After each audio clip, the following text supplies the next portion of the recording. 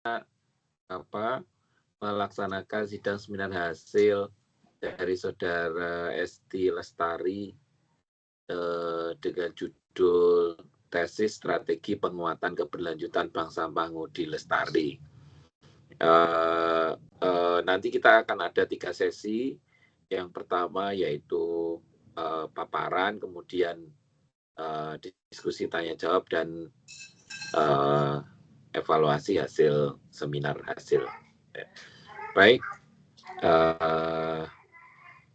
Esti sudah nyoba slide-nya? Sampun, Pak. Ya.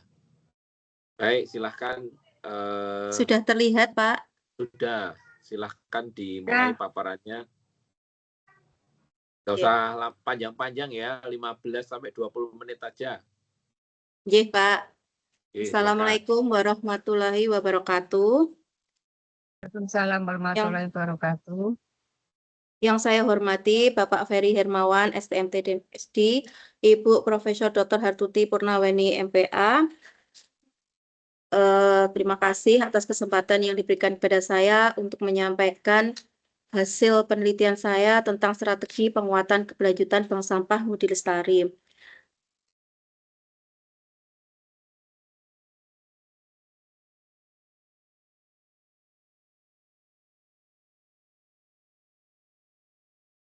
Latar belakang dari penelitian ini yaitu karena timbulan sampah yang dari hari ke hari semakin meningkat, kemudian ada solusi yaitu dengan bank sampah yang merupakan fasilitas untuk mengelola sampah dengan prinsip reduce, reuse, dan recycle, sekaligus sebagai sarana edukasi perubahan perilaku dan pelaksanaan ekonomi sirkular yang dapat dibentuk oleh masyarakat, badan usaha, maupun pemerintah daerah. Yaitu sistem tabungan berbasis sampah yang memberikan manfaat ekonomi melalui kegiatan daur ulang yang bernilai. Kemudian dari data Kementerian Lingkungan Hidup dan Kehutanan mencatat terdapat 47.131 unit bank sampah di Indonesia dan di Jawa Tengah mempunyai 1.847 unit bank sampah. Dan studi kasus yang saya ambil yaitu di Bank Sampah Ngudi Lestari. Kenapa Bank Sampah Ngudi Lestari? Karena bank sampah ini yang terletak di Kelurahan Tinjomoyo merupakan mitra program CSR PT Pegadaian pertama di Jawa Tengah dengan program The Gate Clean and Bold. Keberhasilan bank sampah terlihat dari aspek lingkungan dan manfaat ekonomi yang dirasakan masyarakat, namun masih dihadapkan dari berbagai tantangan seperti keterbatasan sumber daya manusia, pendanaan, sarana prasarana, serta fluktuasi partisipasi masyarakat. Bank sampah Ngudi Lestari ini sebenarnya sudah ada yang meneliti, tapi penelitian sebelumnya hanya pada satu aspek atau dua aspek saja, tidak terintegrasi secara dimensi ekonomi, sosial, lingkungan, teknologi, dan tata kelola kelembagaan secara komprehensif, yaitu penelitian Situmeang, penelitian Wicaksono Warsono, kemudian penelitian Nur Husna. Di mana penelitian ini mempunyai rumusan masalah, yaitu bagaimana kondisi existing bank sampah Ngudi Lestari dari aspek ekonomi, sosial, dengan teknologi dan tata kelola kelembagaan.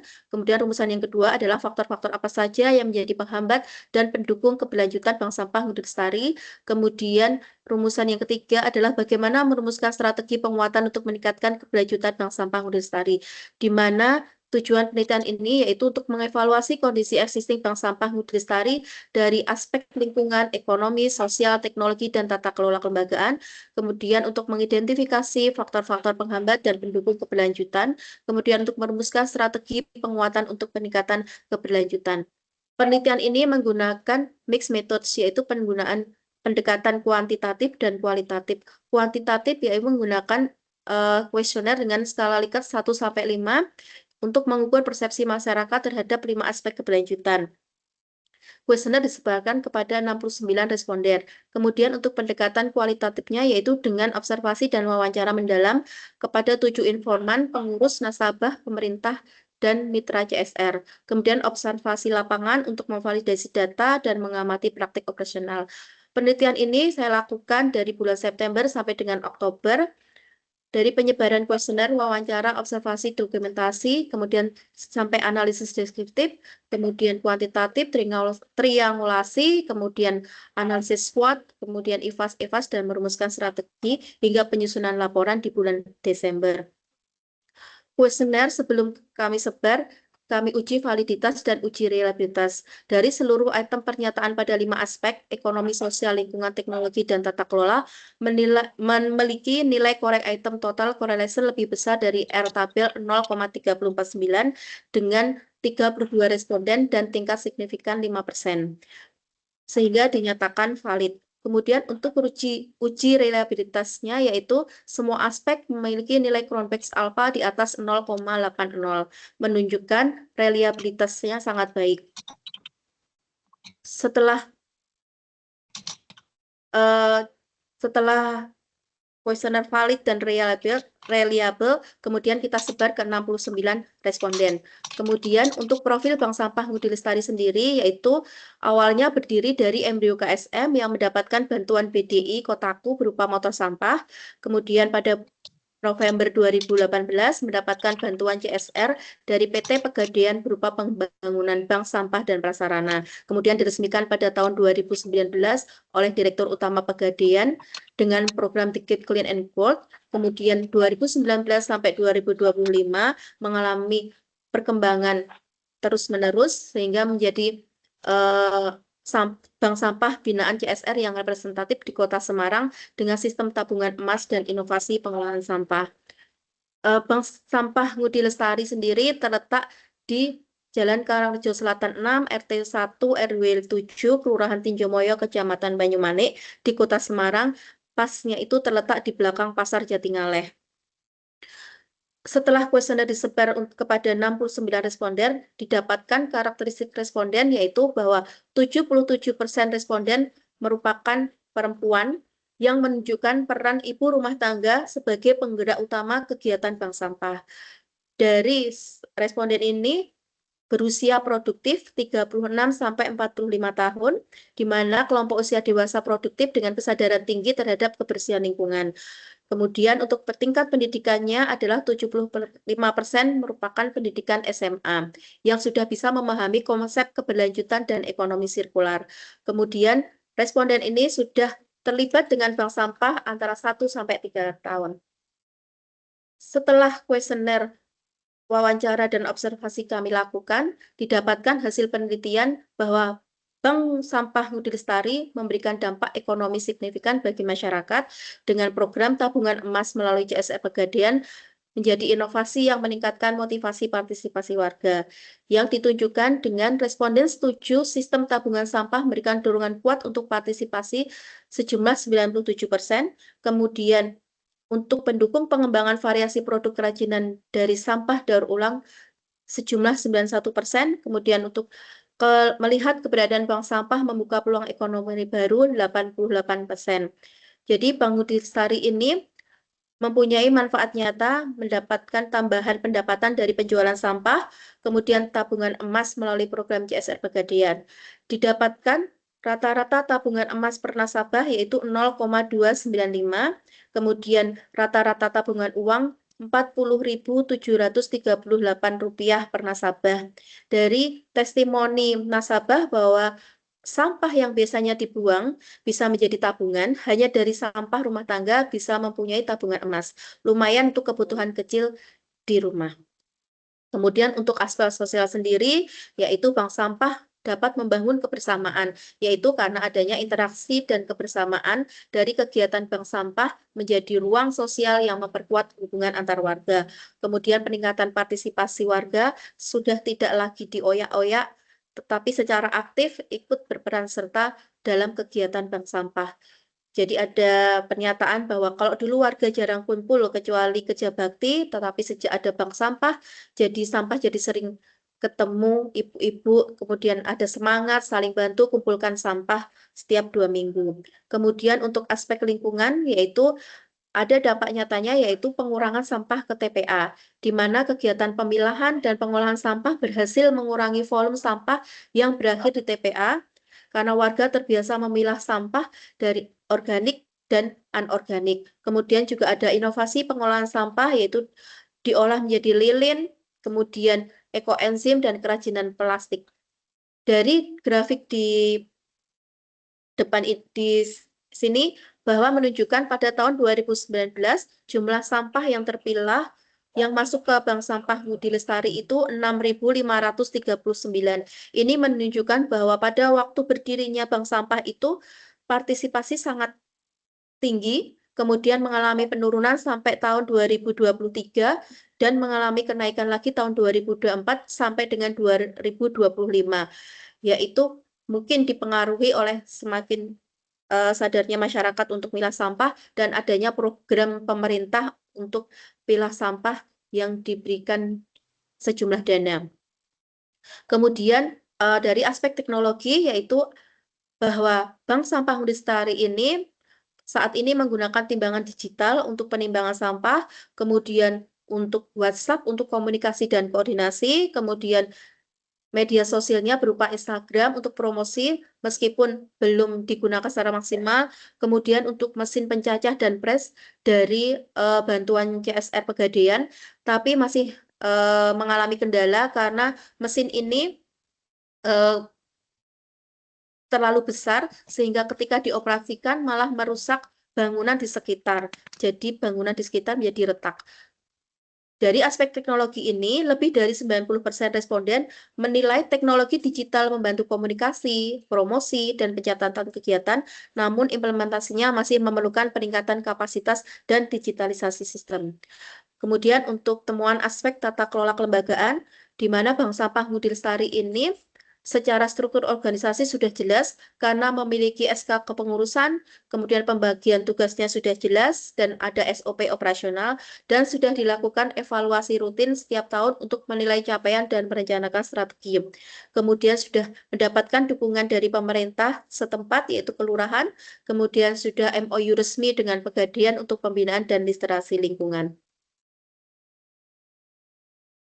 Dari penelitian kelima aspek ini bahwa Bank Sampah Budi Lestari menyoroti bagaimana aspek ekonomi, sosial, lingkungan, teknologi, dan tata kelola kelembagaan saling berinteraksi untuk mendukung pengelolaan sampah berbasis masyarakat yang berkelanjutan. Temuan ini konsisten dengan berbagai studi sebelumnya yang menekankan pentingnya ekonomi sirkular dan pemberdayaan komunitas, yaitu dari aspek ekonomi sesuai dengan temuan Agiapong di tahun 2024 yang menyoroti pentingnya insentif ekonomi dan dukungan kelembagaan, kemudian dari aspek sosial sesuai dengan temuan Van Leeuwen dan Surya di tahun 2024 tentang pentingnya inklusi komunitas, kemudian aspek lingkungan yaitu sudah sesuai dengan temuan Farid Islam tahun 2024 tentang kontribusi ekonomi sirkular terhadap pengurangan emisi dan limbah.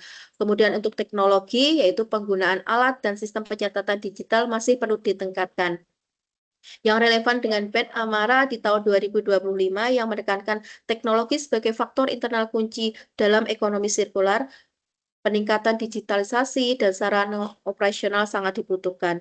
Sedangkan untuk tata kelola kelembagaan juga sesuai dengan penelitian Costa dan De Pillo di tahun 2024 yang menyoroti pentingnya kelembagaan dan dukungan untuk keberlanjutan. Sehingga kolaborasi dengan kelurahan dan Pegadaian menunjukkan bahwa Bank Sampah ini mempunyai model yang kuat.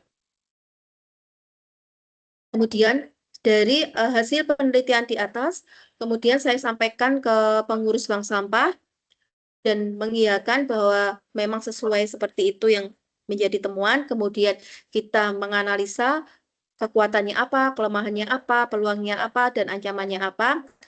Didapatkan kekuatan dukungan CSR Pegadaian, sistem tabungan emas, struktur organisasinya efektif, kemudian inovasi pengelolaan limbah, fasilitas memadai, kemudian untuk kelemahannya yaitu sumber daya manusianya sukarela.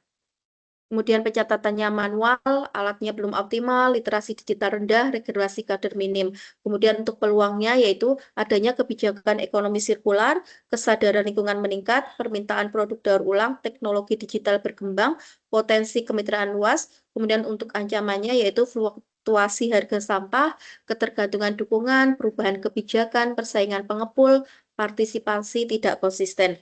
Dari analisa SWOT ini, kemudian kita bersama-sama melakukan bobot dan rating, didapatkan IFAS dan EFAS sebesar 1,72, kemudian EFAS-nya 0,95, sehingga didapatkan posisi Bank Sampah Ngudi Lestari di kuadran 1, yaitu di grup strategi. Posisi ini menunjukkan bahwa lembaga memiliki kekuatan internal yang kuat dan peluang eksternal yang mendukung.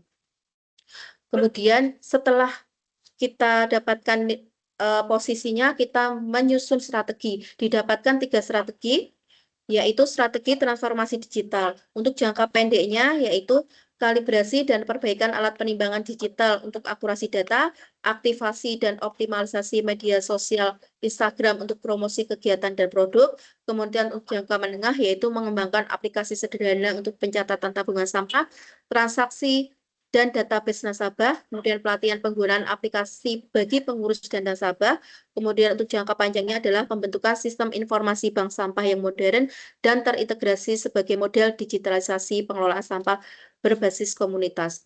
Kemudian untuk strategi yang kedua adalah penguatan SDM dan regenerasi, kemudian jangka pendeknya adalah pelatihan dasar manajemen operasional dan literasi digital, kemudian rekrutmen kader muda dan pelibatan Karang Taruna, kemudian untuk jangka menengah peningkatan kompetensi melalui workshop berkala tentang inovasi pengolahan sampah dan kewirausahaan.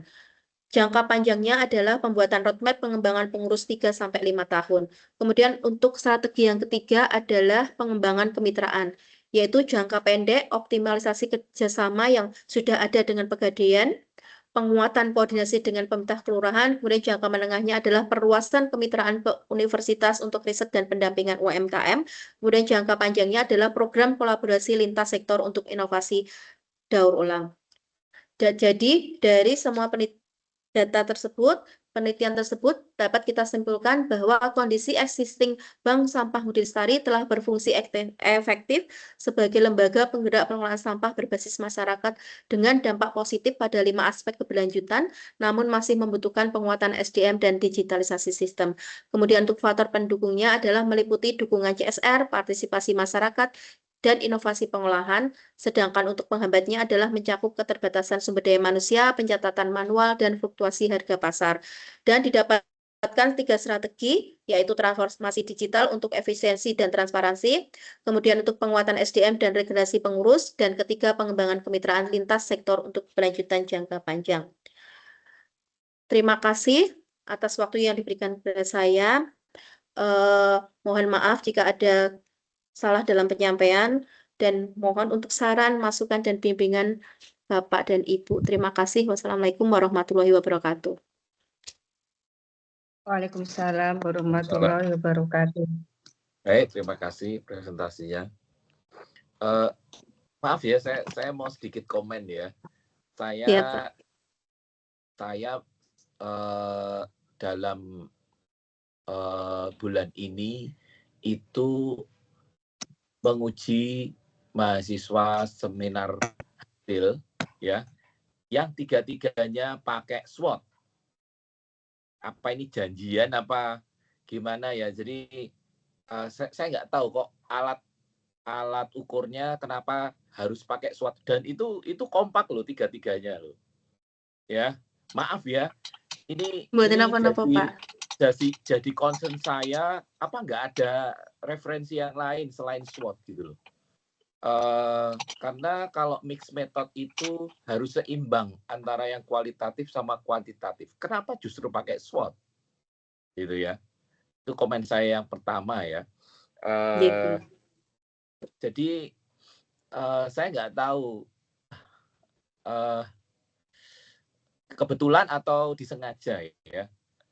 Kebetulan ya salah satunya adalah bimbingan saya juga baru ujian nanti hari Senin ya. Itu IFAS, EFAS semuanya. Apa contohnya seperti itu ya? Itu kalau menurut saya itu nggak kreatif ya.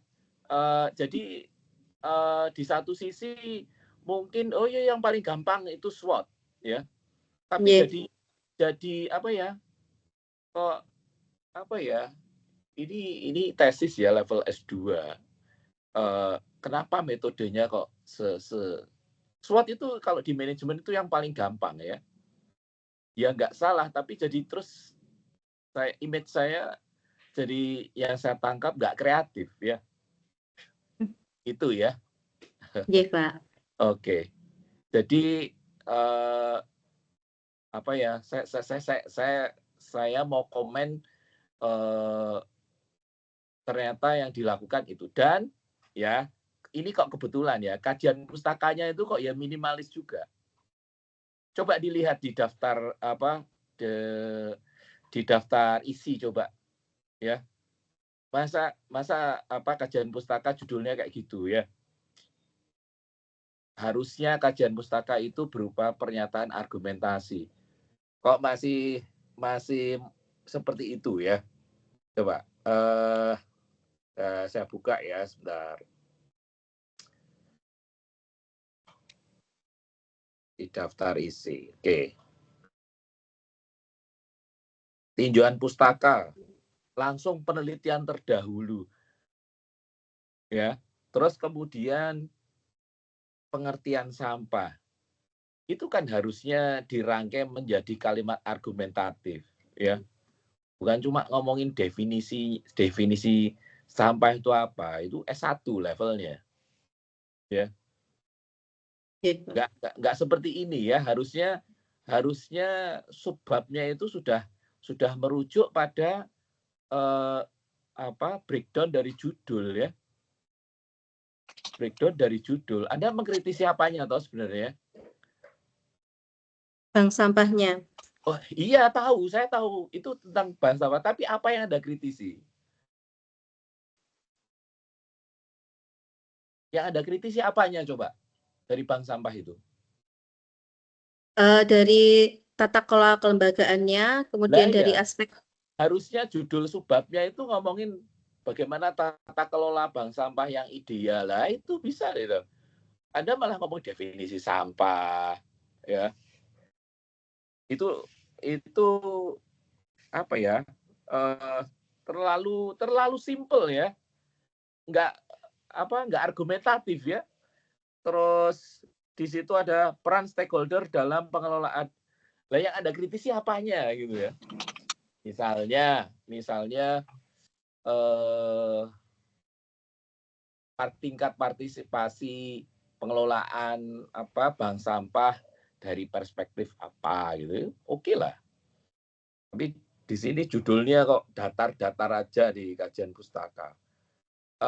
Kesannya terburu-buru gitu ya. Kesannya terburu-buru kalau saya membaca naskah ini ya. Tadi beberapa hasil temuan yang disampaikan juga kalimatnya sepenggal. Saya nggak kritis gitu ya, nggak kritis. Jadi pokoknya ada tampilkan, nggak dalam gitu ya. Anda tadi mengklaim metode Anda itu mixed method ya. Mixed method itu harus seimbang antara yang kuantitatif dan kualitatif. Itu benar-benar dikorek sampai dalam. Nah, pertanyaan saya, kualitatifnya di mana coba? Data kualitatifnya yang Anda analisis di mananya? Dari wawancara, kemudian dari observasi di lapangan. Itu datanya. Olahan kualitatifnya apa?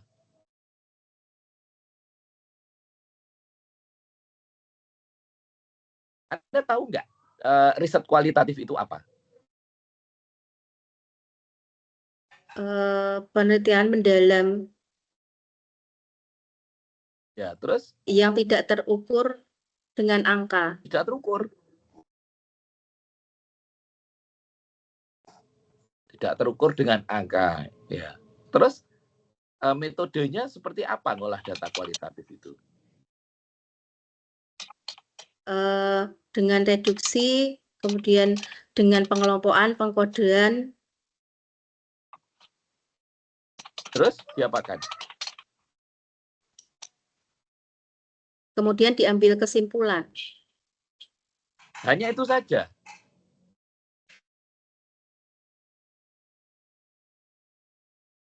Itu terlalu sederhana itu. Itu bukan riset kualitatif ya. Riset kualitatif itu interpretatif banget ya. Dari data yang Anda dapat, Anda menginterpretasinya sampai dalam. belum dalam itu. Itu baru tahapan awal itu, ya. Anda tadi mengklaim ada triangulasi. Apa yang ditriangulasi coba?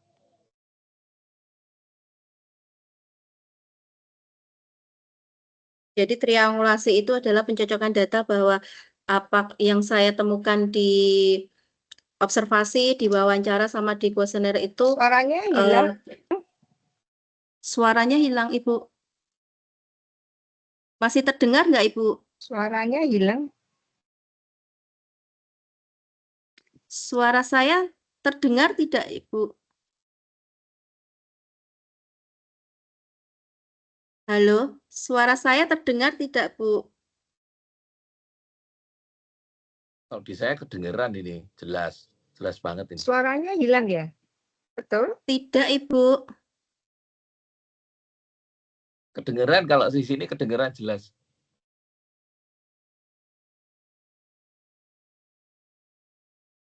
Sudah dengar suara saya, Bu?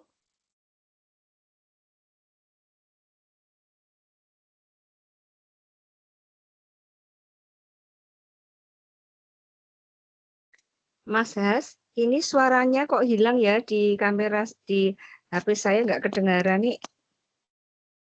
Oh, di HP ternyata. Sinyalnya mungkin itu, Prof. Sinyal internetnya itu.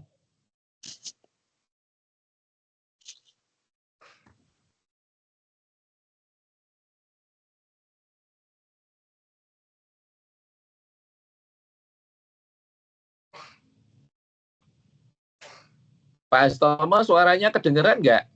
Oh, malah hilang. Prof. Estuti hilang ya.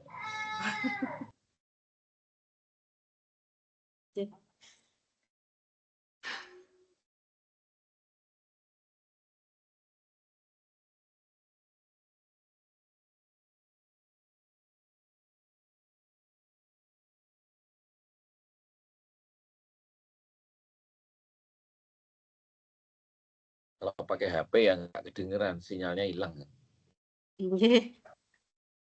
Tapi suara saya jelas ya, Pak? Jelas. Bentar, nunggu sebentar.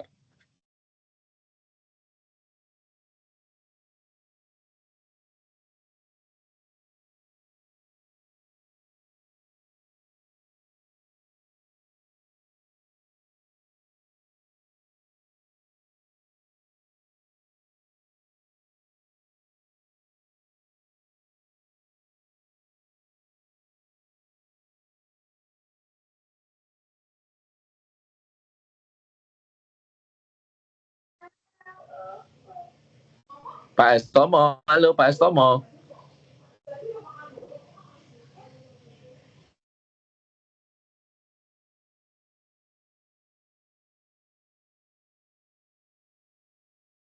Gue sambil nunggu, dilanjut ya. Jadi mix method itu harusnya seimbang antara yang kuantitatif dan kualitatif. Ya, ada dominannya kuantitatif, ya, sama deskriptif, ya, bukan kualitatif. Kualitatif itu benar-benar interpretatif. Anda melakukan coding nggak?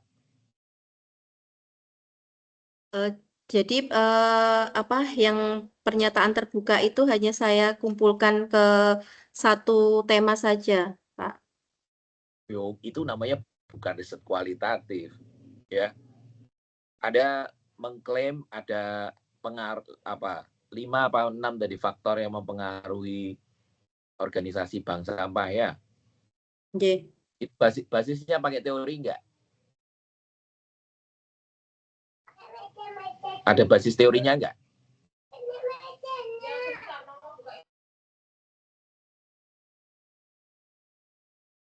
Bisa ketemu 5 aspek itu, ada teknologi, ada apa itu tadi. Itu pakai basis teori enggak? Sebentar.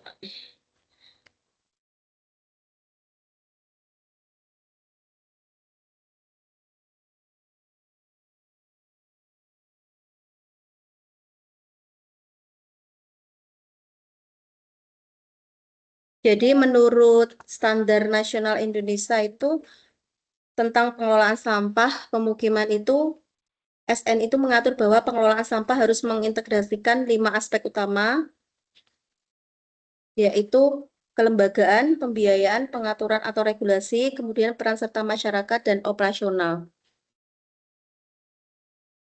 Itu berarti dari standar ya, bukan dari referensi riset ya. Kalau itu dari ini, Yandri. Nah iya, berarti kan dari satu orang aja. Anda nggak mendiskusikan itu lebih dalam ya, makanya kajian pustaka Anda hanya ada definisi, terus kemudian nggak sampai dalam itu. Harusnya Anda membuat framework dulu, baru kemudian Anda melakukan analisis kualitatif dari hasil wawancara, observasi. Itu yang ditriangulasi itunya. Jadi apa yang ditemukan orang lain, kemudian data yang Anda dapat, ya fenomenanya, itu yang disebut triangulasi. Ya. Itu riset kualitatif seperti itu. Tapi kalau Anda cocok-cocokan, itu bukan riset kualitatif. Ya, pengertian itu keliru ya. Saya harus luruskan dulu bahwa karena mixed method itu nggak gampang. Ya, mixed method itu harus seimbang antara yang kuantitatif sama yang kualitatifnya. Ya.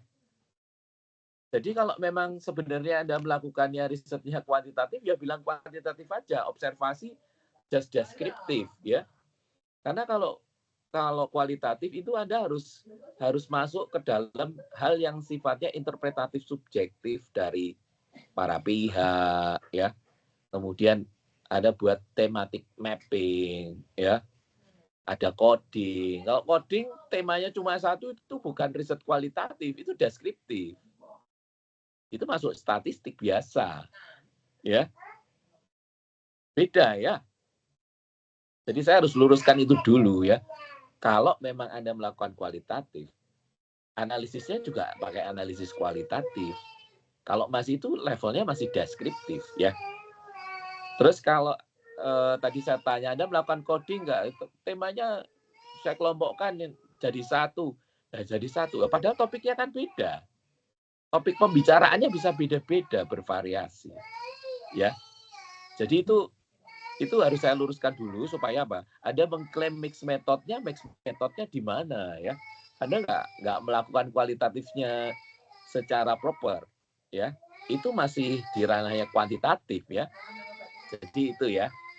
Nah, kemudian coba Anda tampilkan tadi angka-angka prosen-prosen itu dari mana itu? Misalnya 90%, efektif 80% itu dapatnya dari mana itu?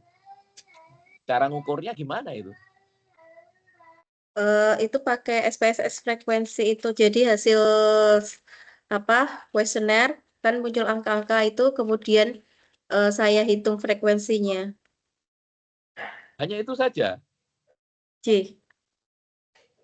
Ya berarti kan kalau yang jawabannya Anda klaim ya jawabannya itu gitu ya. Ya, harusnya ada investigasi lebih dalam kalau itu memang mixed method ya. Kalau memang mixed method harusnya dikejar lebih dalam. Itu benar nggak 88% efektif? Apanya yang efektif gitu ya? Itulah yang harus Anda kejar dari observasi, Anda wawancara, efektifnya di mana? Apa benar? Sampai efektivitas itu ukur apa toh? Efektivitas itu ukur apa? Seharusnya yang diukur apa? Kemampuan. Kalau hanya frekuensi kan berarti pendapat Anda pribadi. Oh ini jawabannya paling banyak nih, efektif nih, ya gitu.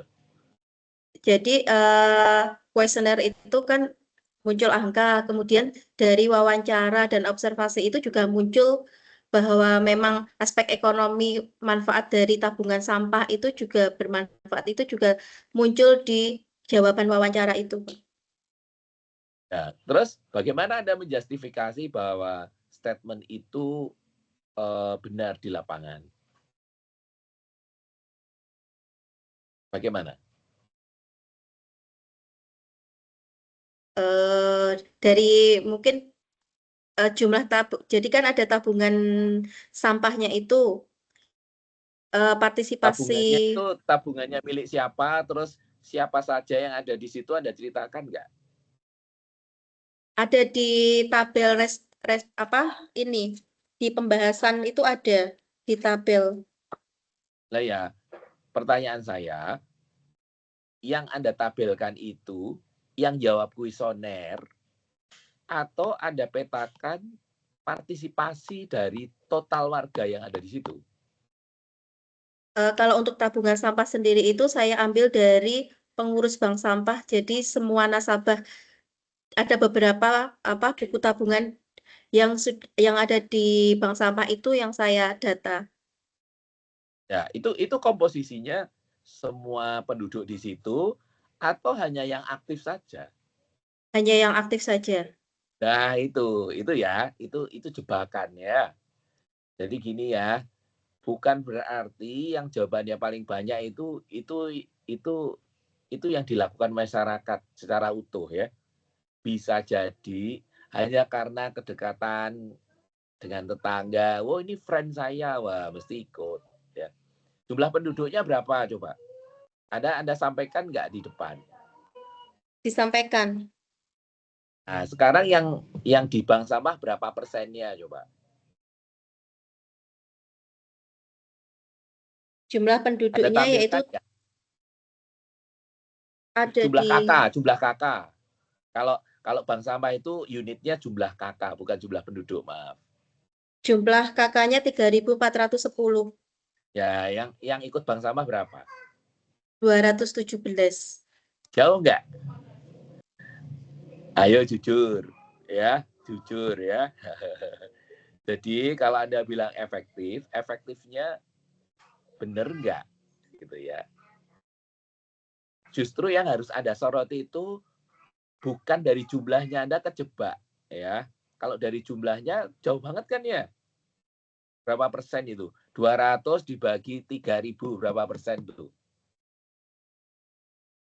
Seperenamnya ya. Seperenamnya ya. 200 kali 5 kali 3, 15. Berarti 1/15. Ya. Kecil banget kan ya? Kecil banget kan ya? Iya. Nah, ya. Jadi Anda kejebak sama data Anda sendiri. Harusnya jangan ngomong efektif ya. Tingkat partisipasinya itu berkembangnya seperti apa? Itulah yang harus Anda expose. Ya. Karena mengelola sampah secara proper itu bukan budayanya orang Indonesia asli. Ya. Orang Indonesia suruh bersihkan sampah, ditoto, dirapikan. Ditimbang itu harus dipaksa. Ya. Beda kayak orang Jepang. Orang Jepang disuruh merapikan sampah, disiplin dia. Sampai dicuci. Kalau orang Jepang sampai dicuci. Ya. Begitu kotor dia kena denda. Nah, di tempat kita sampai ke level itu harusnya Anda melihatnya seperti itu, kualitatifnya justru. Ya.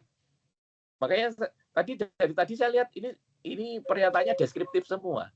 Kalau Anda menyatakan bahwa itu efektif dari level yang mana ini? Ya, kalau Anda ngomongin prosentase, itu berarti prosentase kuesioner.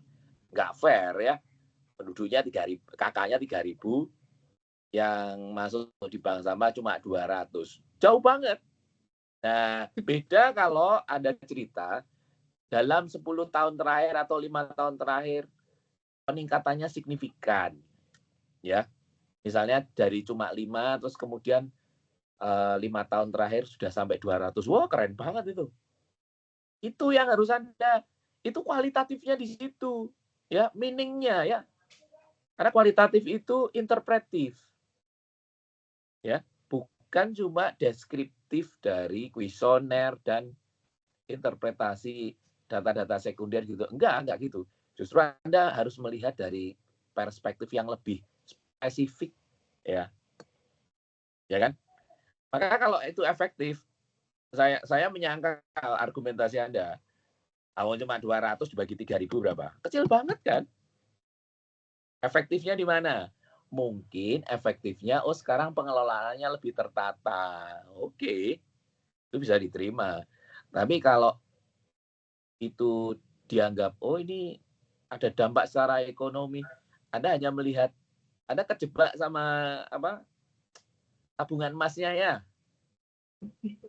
Anda terjebak sama itu ya. Ya, harusnya yang Anda kritisi adalah tadinya berapa jadi berapa. Efektifnya apa? Ternyata cara komunikasinya harus begini, pendekatannya harus informal. Nah, itu bisa diterima, itu kualitatif itu. Ya. Tadi yang Anda sampaikan di PowerPoint itu dominan deskriptif dan angka-angka. Dan Anda lupa bahwa jumlah kakaknya tidak sebanding dengan yang ada di bank sampah yang terdaftar. Ya. Itu malah nanti menjebak Anda sendiri. Ya. Nah, nanti tolong ya dilihat lagi ya bahwa kalau mengklaim mixed method itu antara kuantitatif sama kualitatifnya harus imbang. Ya. Nah, sekarang yang Anda hadapi jumlah kakaknya lebih besar ya daripada jumlah yang terdaftar di bank sampah. Itu ya. Nah, ini kan 9 hasil ya. Masih ada waktu untuk memperbaiki. Jadi jangan diklaim bahwa itu efektif. Efektif kok cuma 200 orang. Efektif itu 1.500 orang itu efektif. Sampai separuh lebih. Wah, berarti tingkat partisipasinya sudah tinggi gitu ya. Ke sana. Nah, terus cara mengkomunikasikan itu ke masyarakat efektif. Nah, itu boleh efektif. Dikatakan efektif. Ternyata dengan cara gedok tular ibu-ibu. Ternyata justru itu yang menarik perhatian. Kalau ngobrol sama bapak-bapak nggak bisa. Numpang lewat semua beritanya, ya toh? Itu kualitatifnya. Itu harusnya Anda pamer itu, gitu ya. Ya, jangan terjebak sama kuesioner. Nah, terus yang di kajian pustaka harusnya Anda mengkritisi kondisi existingnya apa, ya? Kondisi existingnya di pengelolaan bank sampah seperti apa? Anda justru mengkritisi dari perspektif yang lain. Bukan dari jumlah lagi, tapi lebih ke efektivitas komunikasinya untuk meningkatkan partisipasi.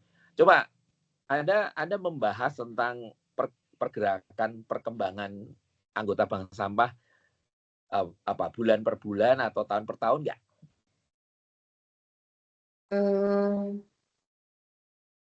Kalau Saya nggak melihat itu. untuk nasabah sendiri itu dari awal berdiri itu 314, saat ini tinggal 217. Loh, malah turun. Iya. Ya. Bertolak belakang sama Berarti tidak argumentasi Anda efektif loh ya. Ya, berarti nggak efektif. Gitu ya. Nggak apa-apa, riset itu hasilnya apapun boleh.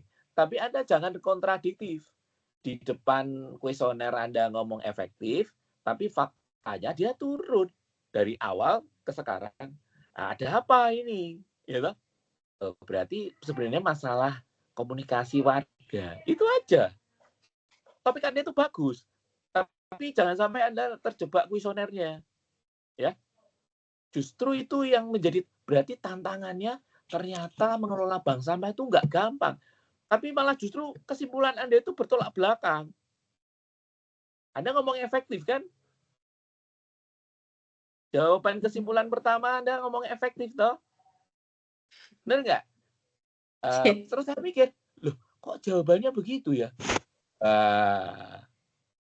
Tolong nanti dikoreksi ya. Nggak apa-apa. Riset itu boleh salah. Tapi Anda nggak boleh bohong.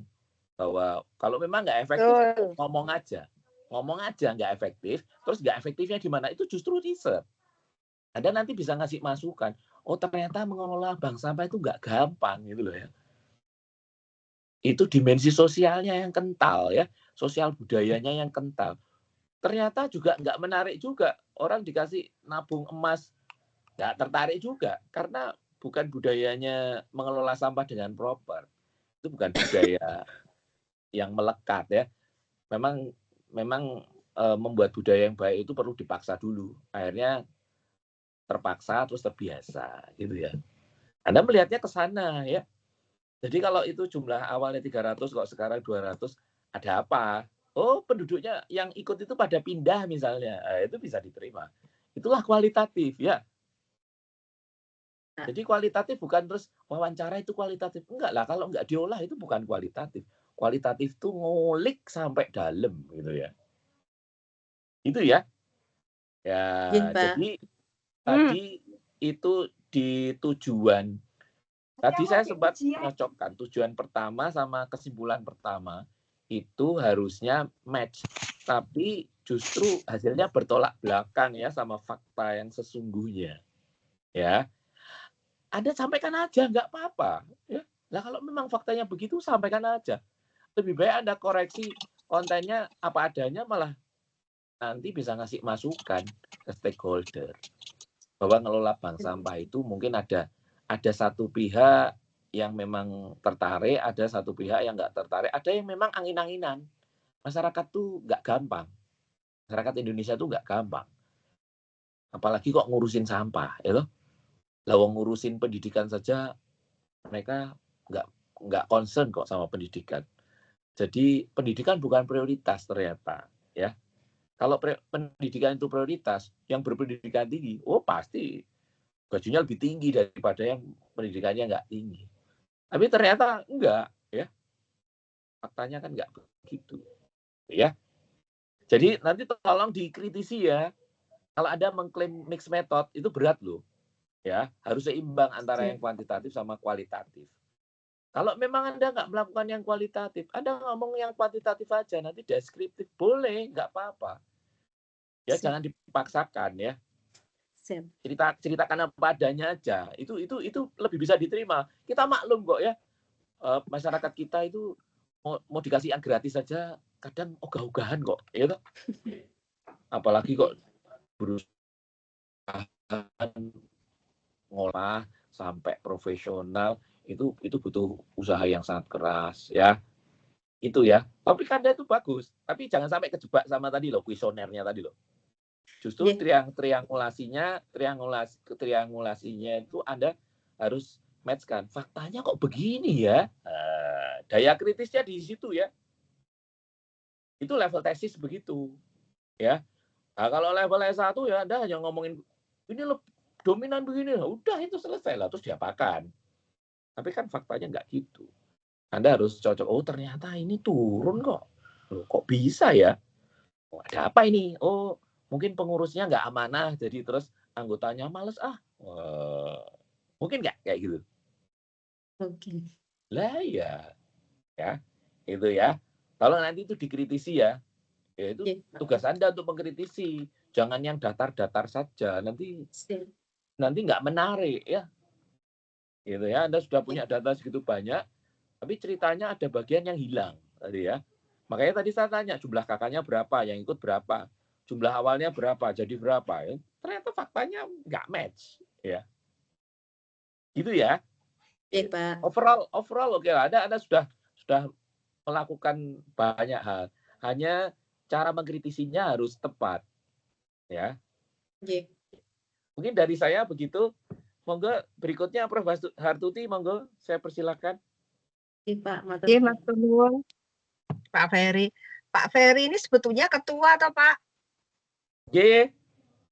Nah, ketua kok ujinya duluan, ya mestinya saya sik toh. Oh, saya bukan penguji ya. Saya penguji kan Prof. Hartuti. Iya, tapi kan ketuanya Pak Ferry. Oh ya, tapi saya bukan pembimbing loh. Saya juga bukan. Oh.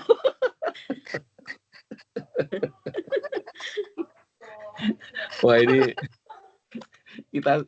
saya salah paham ini. Nanti aku dulu, Pak Bapak Ketua ini kok nggak kunjung memberikan kesempatan ke saya, tak tunggu-tunggu. Dan saya mau Prof. Nggak apa-apa, sama aja. Ya nggak apa-apa, ya. Saya juga ini baru masuk rumah, belum ganti baju sama sekali ini. Tadi seharian. Saya juga Prof, baru nyampe rumah ini. Iya, juga hujan lagi tadi, pakai layar di tengah-tengah ada melayar juga toh. Iya. Iya. Ya baik. Monggo, Mbak. Jadi J, Mbak Esti, Nggih, Prof. Mbak Esti.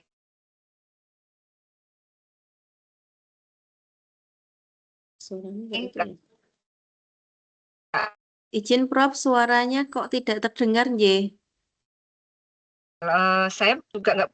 Sekarang terdengar nggak? Sampun. Ya harus dekat ini berarti. Sebentar, kameranya saya off-kan saja. Karena Nggih. ini apa? Di sini kok nggak bisa, ini di laptopnya itu nggak bisa masuk anunya apa MS Team-nya. Yang pertama-tama ini Mbak judulmu Prof. itu strategi penguatan keberlanjutan bank sampah Ngudi Lestari. Udah titik.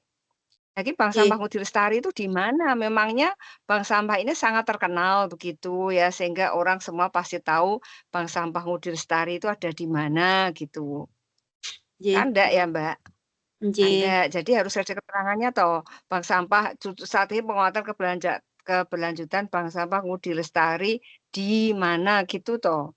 Oh, Ya di kan Kelurahan harus ada Tinjomoyo gitu, lokasinya. nggih, Prof.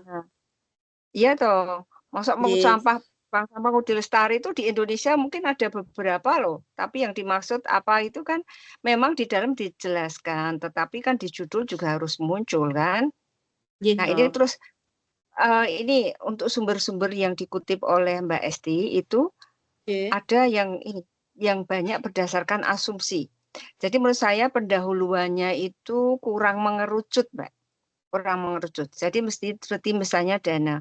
Menurut World Bank, volume sampah dunia akan meningkat pada tahun 2050. Nah, itu World Bank-nya itu kapan? Dia ngomongnya itu kapan? Tulisan itu ada di laporan World Bank tahun berapa? Kan orang nggak akan bisa melacak itu ke sumber aslinya ya, karena nggak disebutkan di mana. Kemudian bahwa Indonesia sebagai negara yang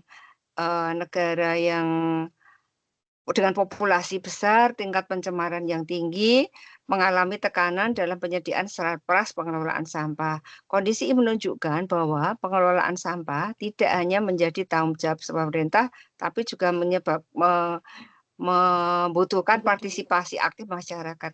Ini nggak bisa loh Mbak membuat kalimat seperti ini ya, nggak ada buktinya, nggak ada sumbernya, kemudian ujuk-ujuk membuat kalimat seperti ini gitu. Itu nggak bisa ya. Jadi harus ada sumbernya. Siapa mengatakan apa begitu ya. Tapi kita nggak boleh kemudian kita berasumsi bahwa ini menurut si X. Menurut X tuh harus ada sumbernya. Karena ini kan di kajian pustaka kan juga ada banyak sumber ya.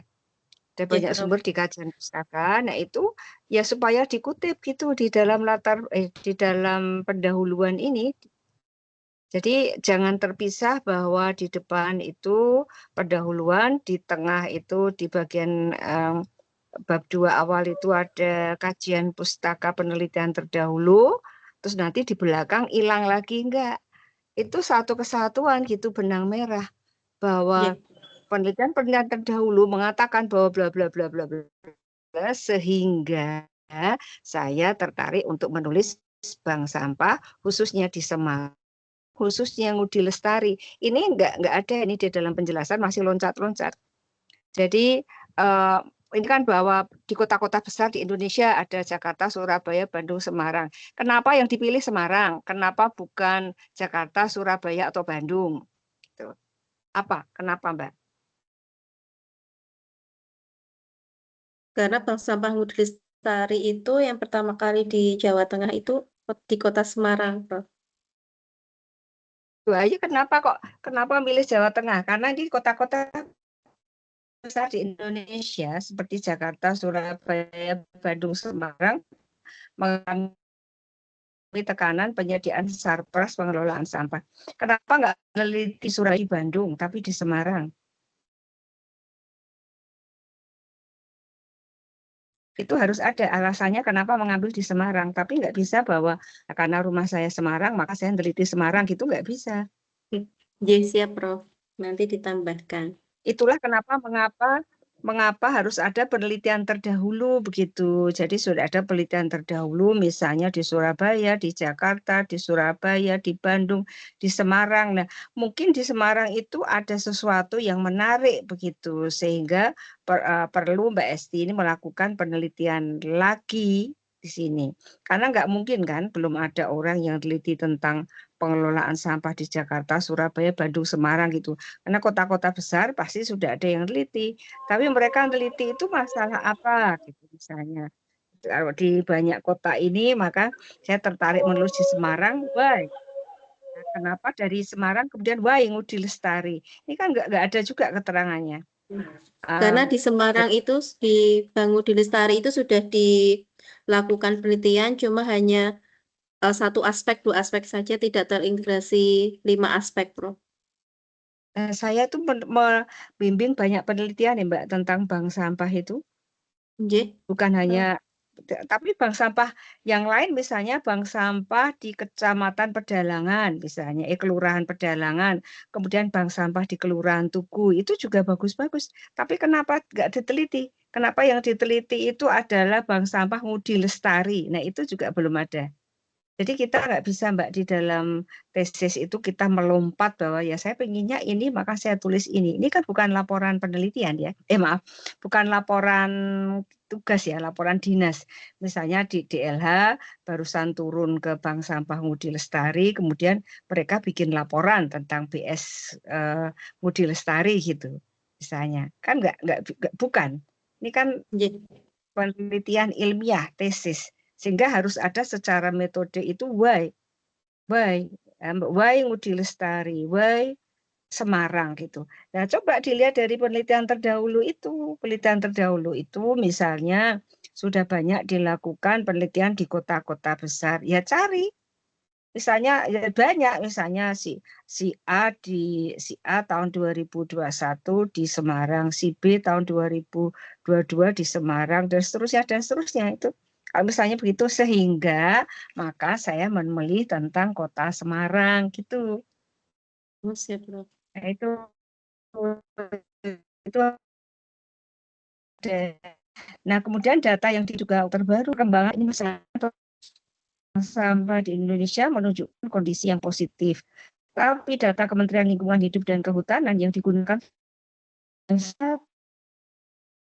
enggak 2023 2024 itu misalnya kenapa ini yang digunakan data 21 karena itu kan data SI PSN itu kan banyak ya, jadi pilih aja seperti data bencana di Indonesia itu ada BNPB jumlah korban menurut BNPB atau BPBD tahun 2021 22 23 24, nah tinggal pilih yang tahun terakhir. Jadi ini perkembangan bank sampah Indonesia menunjukkan kondisi yang positif. Positif itu artinya apa tuh Mbak? Mengalami peningkatan, Prof. Nah, kalau mengalami peningkatan itu mestinya ada buktinya, misalnya data 3 tahun terakhir.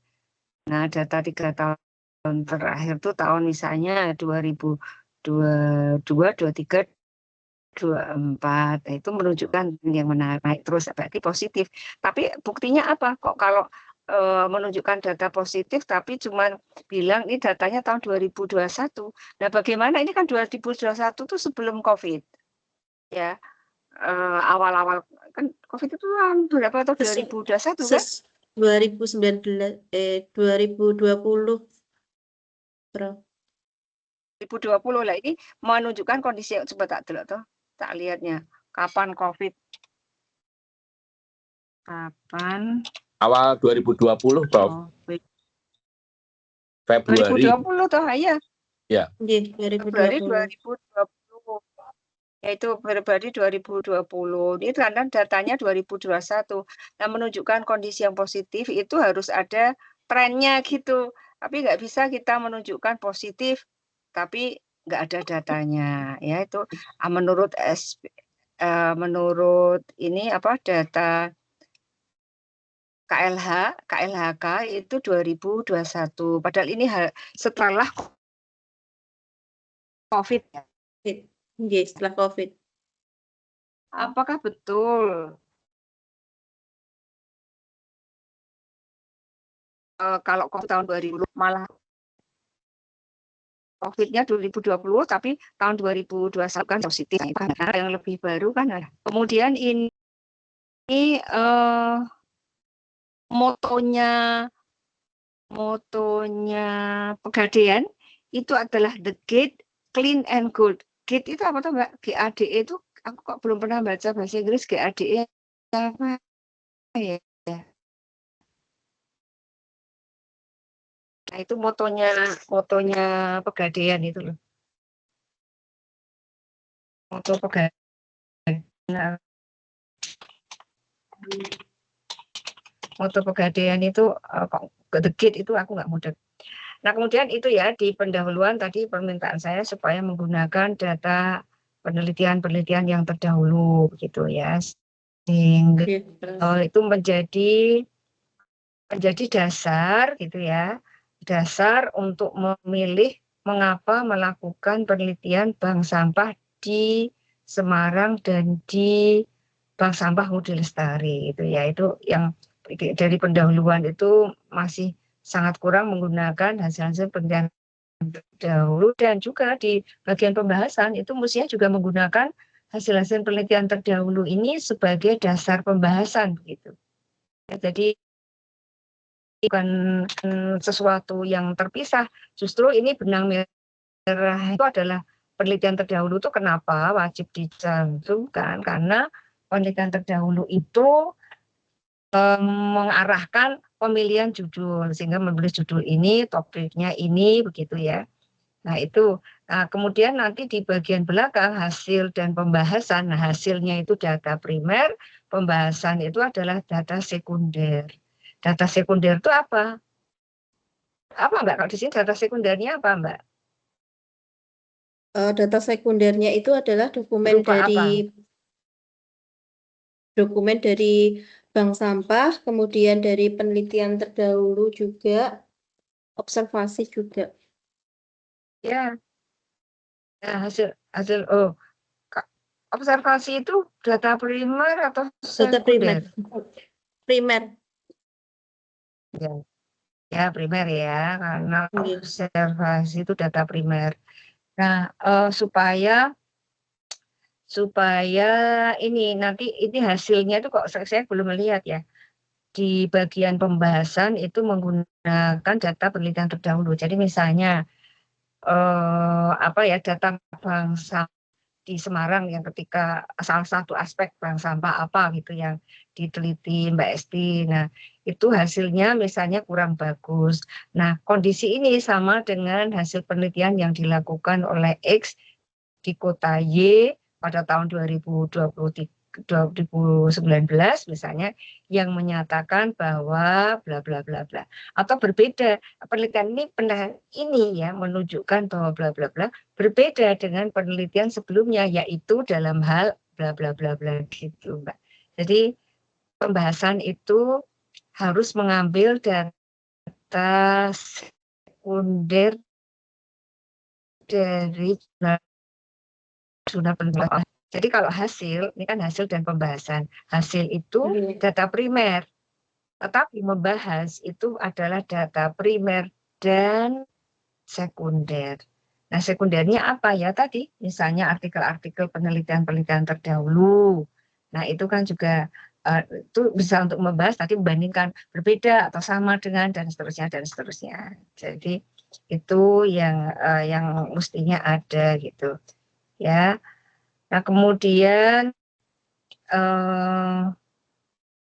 ada kalau yang typo yang misalnya tidak perlu itu yang nggak usah ya, nggak usah saya sebutkan. Oke Mbak, kemudian kalau menurut tujuan penelitianmu ya, rumusan masalah dan menjadi tujuan kan, tujuan penelitian. Ini bagaimana kondisi existing, faktor-faktor apa saja yang menjadi penghambat dan pendukung keberlanjutan. Itu dicarinya dari mana Mbak? Diperolehnya dari mana? Aspek-aspeknya itu diperoleh dari mana? Dari analisa SWOT itu, Prof. Dari SWOT. Nah, kemudian ya sebentar saya tak lihat sebentar ya. karena aku ya belum punya waktu banyak ya untuk membaca. Tadi layar tuh sahabat saya, jadi saya nggak sempat baca-baca lagi karena saya di rumahnya ke kuburan. Sebentar. Nah, ini hasil dari pembahasan kan gambaran umum lokasi penelitian, profil umum bank sampah, identitas informan, uji validitas, kemudian gambaran demografi dan analisis keberlanjutan sampah. Nah, kalau ini kan ada aspek ekonomi, sosial, lingkungan, teknologi sudah sesuai dengan hasil ya, sesuai dengan tujuan penelitian. Nah, kalau ini kalau saya melihat ini sebentar, tak sambil scroll. Nah, kalau saya melihat yang ada, ini kalau kualitatifnya munculnya oke, ya, sudah mengutip beberapa pernyataan orang ya, misalnya ini, misalnya hasil observasi, kemudian misalnya mana tadi ada hasil misalnya. Menurut pandangan saya sejauh ini bisa meningkatkan kesadaran masyarakat akan kebersihan lingkungan terutama. Kipi Mbak, kalimat kipi ya. Menurut pandangan saya itu nggak usah ditulis. Kutipan kalimat kualitatif itu yang dikutip di sini ini gunanya untuk apa, Mbak? Kenapa harus mengutip hasil pandangan orang? Kenapa? Kenapa pendapat orang itu perlu dikutip? Untuk mendukung pernyataan, untuk mendukung, jadi kan kuesioner itu hanya angka, terus untuk wawancaranya untuk mendukung secara mendalam itu, Prof. Betul, untuk mendukung. Makanya kalau mau mendukung, carilah pernyataan yang bermakna, begitu. Kan hanya bermakna, kalau cuma menurut pandangan saya nggak usah. Data itu ketika Mbak Esti memperoleh dari lapangan kan apakah datanya kan kemudian ditranskrip ya? Betul kan? Ditranskrip. Nah, apakah kemudian mentah ya, apakah kemudian mentah-mentah diambil dari hasil transkrip gitu? Iya, Prof. Kok iya gitu ya. Lah proses pengolahan enggak, maksudnya ini saya ambil, saya enggak semuanya yang enggak semuanya itu terus jadi saya pilih-pilih gitu. Pemilih itu namanya prosesnya apa? Kalau metode penelitian kualitatif itu ada jenis data, metode pengumpulan data, dan metode analisis data. Nah, coba dijelaskan Mbak, menurut penelitianmu itu jenis datamu apa dan apa, metodenya apa, analisisnya gimana gitu coba.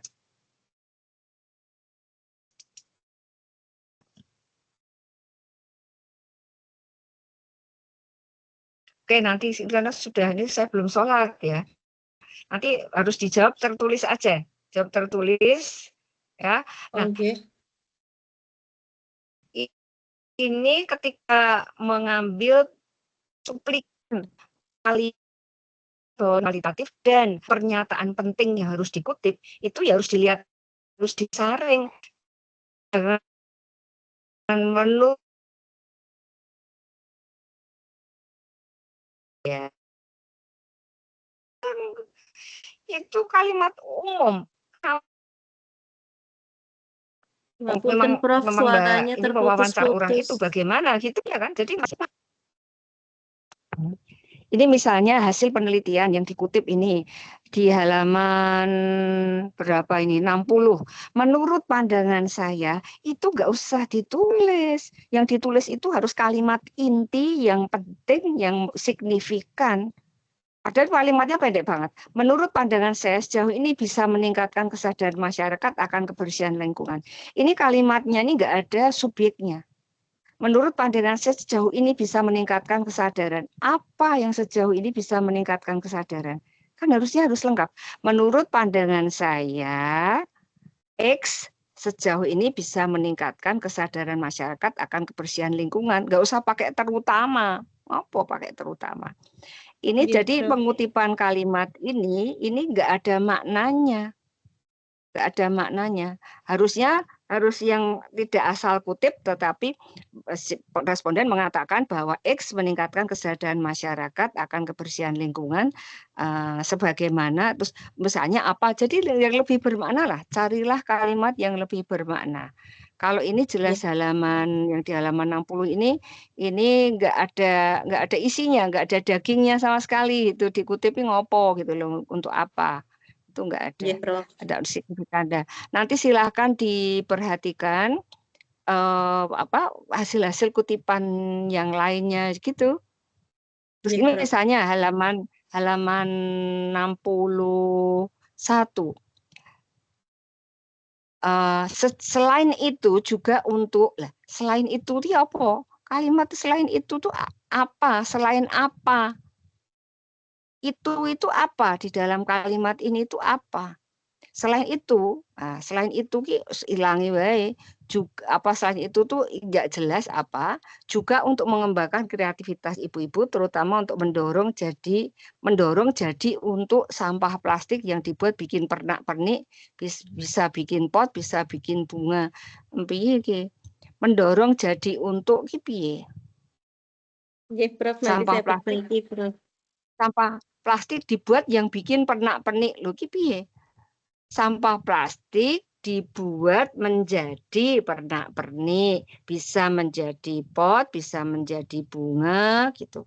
Nah, ini cara pengutipannya makanya nggak bagus, Mbak. Selain itu juga tadi ya, selain itu ya opo, itu kan nggak jelas. Iya, Prof. Ya, nggak jelas. Terus, nah itu nanti dilihat ya, karena kita nggak punya banyak waktu karena saya harus sholat nih. Iya, Prof. Kembali Mas, selain untuk pengurusan sampah, mereka juga membuat biopori di kantor Pegadaian. Mereka itu siapa? Who is they here? Tuh. Selain itu mereka itu siapa gitu. Ya nanti gitu ya Mbak. Kemudian Iya. dipastikan bahwa sudah ada benang merah dari depan sampai belakang, dan kemudian juga sudah menjawab pertanyaan, dan kalau pertanyaan 3, pembahasan 3, kesimpulan 3, rekomendasi 3. Nah itu sudah, pastikan saja. Karena saya jelas belum sempat membaca semua, tapi itu. Demikian Pak Ferry, saya matur nuwun, kita harus sholat segera nih Pak, sudah 18.43, ada mau maghribnya. Iya, saya sudah sholat tadi. Saya belum ganti baju lagi sama sekali, baru masuk rumah, habis layat lagi, habis ke makam. Iya. Baik, kita sudahi sekarang ya, Prof. Ye. Baik, tadi masukannya tolong dibuat list ya, Esti ya. Nanti disiapkan untuk dijawab. Baik, demikian saya tutup acara sidang pada malam hari ini. Terima kasih Prof. Hartuti. Assalamualaikum, selamat malam. Terima kasih Pak Ferry. Waalaikumsalam. Warahmatullahi wabarakatuh. Matur Pak Ferry, Pak Tuti. Ya, ini saya nanti saya kirim masukannya nanti kalau